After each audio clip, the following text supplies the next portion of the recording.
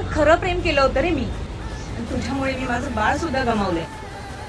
मग झालंय लग्न आता तुझं, मग तरी पाठलाग का करतेस माझा? पाठलाग नाही करत आहे, तुला अद्दल घडवते. म्हणजे जे मी भोगलंय, जे मी सहन केलंय ते तुझ्या वाट्याला देखील यावं, हा शाप आहे माझा.